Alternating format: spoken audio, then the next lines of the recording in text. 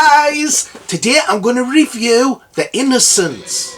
20th Century Fox, which presented Deborah Kerr in Heaven Knows Mr. Allison, and such outstanding motion picture immortals as Snake Pit, Gentleman's Agreement, and Peyton Place, now gives you The Innocents. The Innocents is a 1961 Gothic psychological horror film. It was directed and produced by Jack Clayton, and it's based on the 1889 novella The Turn of the Screw by Henry James. The screenplay for the film was by William Archibald and Truman Capote. Music was by George Auric. The film runs 99 minutes, cost £430,000 to make. However, it was successful at the box office and made back $1.2 million. The director was displeased with the original screenplay and got Truman Capote to rewrite it to make it more psychological. So it's up to the audience to decide, is it actually ghosts or is she psychologically disturbed and is just imagining it? Freddie Francis was the cinematographer. Editor Jim Clark used cross-dissolve shots that he put in post-production. The film was given an X certificate in the UK,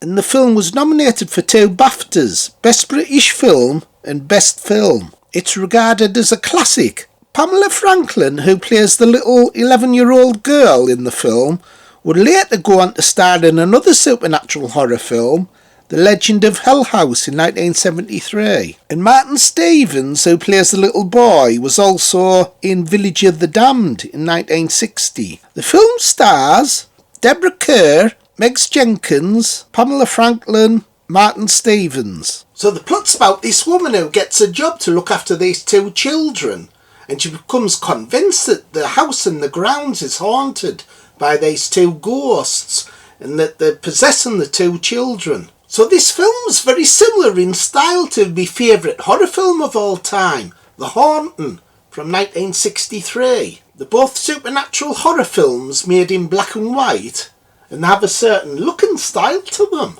And like The Haunting, this film has outstanding black and white photography. It looks great. And I think ghost stories, they suit black and white, they seem more eerie. And Jack Clayton, the director, he uses lots of wide angles, shadows, and he does some interesting dissolve shots as well. That was really clever, where there's like a nightmare sequence. And Freddie Francis, he's one of my favourite directors for Hammer. He made some brilliant films, and he uses these tinted lenses for this film, and it creates like a claustrophobic atmosphere because around the lens it's like darker, so there's some shots where it's almost like tunnel vision, and it has a subtle psychological effect on the audience, just those black tinted edges. It's surprising how it creates unease in the audience. And he does the same trick with Dracula's Risen from the Grave, although in that film it's a little bit more noticeable, the lenses. In this film it's more subtle with it being black and white. And this film looks really more expensive than what it actually is, with it having the manor and the grounds around it. It gives it a beautiful look to the film. There's also some symbolic statues that are in the grounds. They look eerie. Hey, Phil! Who the hell would live in a bloody place like that? As soon as something bloody happened, I'd fuck off. Yeah, me too. Go until in the last 5 minutes. So right from the beginning, the very first shot, it's total blackness and you hear this child's lullaby. So while the audience is listening to that, they're sat in complete darkness in the cinema. Beneath a weeping willow, but now alone I lie. Oh willow I die, oh willow I die. Then you get Deborah Kerr's hands at the beginning where she's sort of like praying and crying. I thought that was really effective. Great start to the film. And it's important to watch these type of films at night, like preferably around 12 o'clock, otherwise you don't get the full effect. If you watch this film during the day, you wouldn't be scared at all, but if you watch it at night, it really is uneasy. And this film has a small cast. There's only really 4 major leads. Deborah Kerr, she's famous for The King and I from 1956, and she's excellent in this. I think this is probably her best performance. The reason why she's so good is there's something not quite right about her. Like, it's subtle though, it's not over the top. She's slightly unhinged at times. The two child actors are great as well. Martin Stevens, he's the little boy, and imagine that he's actually possessed. It's a great performance. He's like a little boy but with an old soul. So at times he's a bit like an old man, the way he walks around in his manner. Pamela Franklin, she's good as well, this little cute girl.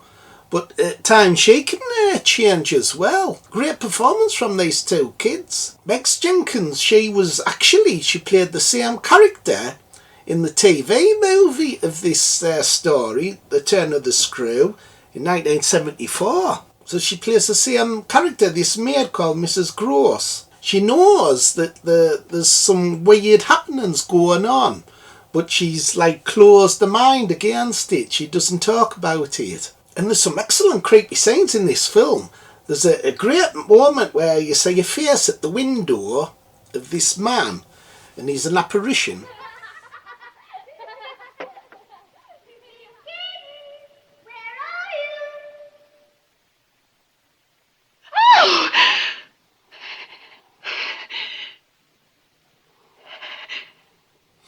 Well, for me, the best bits, the most creepiest bits, is the female ghost. Yeah, there's a great bit where she walks just past Deborah Kerr's character. It's hard to see because it's so dark, the screen, but you can just make her out.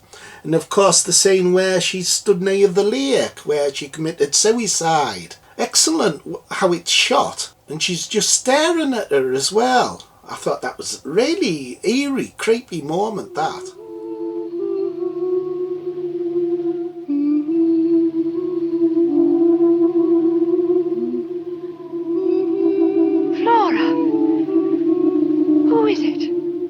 Hell, I'll nearly bloody shit blue lights when that bloody happened. That was me, you wouldn't say me bloody ass for breakfast time.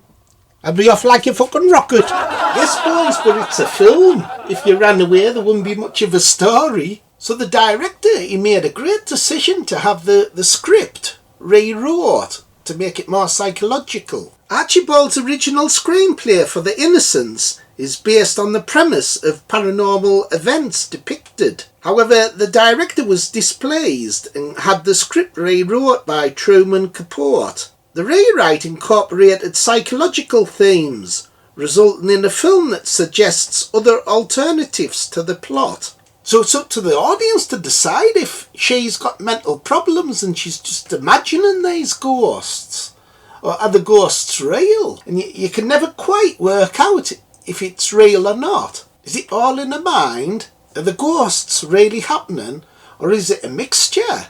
It's also insinuated that there might be some sexual tensions between her and the children, that she has these desires. So it's interesting trying to find clues of, is it psychological, is it ghosts are real? For instance, she only sees the actual female figure of the ghost after she finds a photograph that's inside this music box of the woman who killed herself. She didn't see the ghost before that, so that's kind of like evidence that it's psychological. And no one seems to actually see the ghosts apart from her. Also, she has this strange performance that insinuates that there's something wrong with her. When she kisses the little boy, she's shocked, and she pulls a funny expression as well. And when the little boy dies at the end, she's holding him in her arms. Think, did she actually murder the little boy? And was it not ghosts?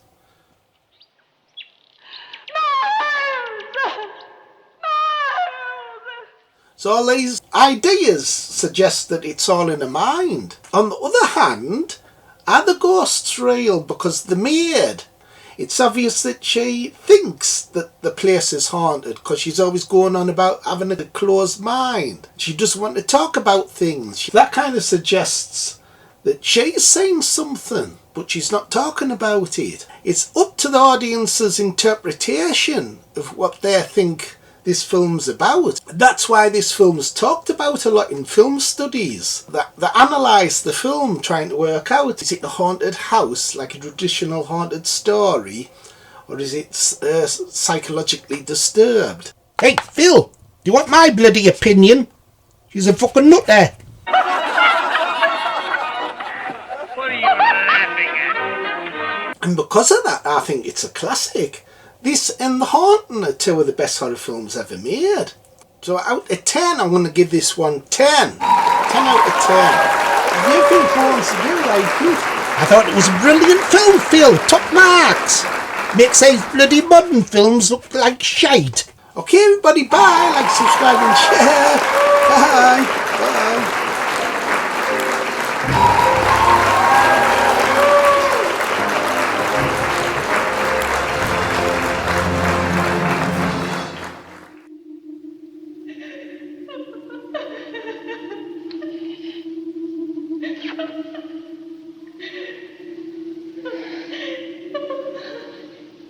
Hell, I know the bloody shit blow lights when I saw that bugger. I was touching bloody cloth.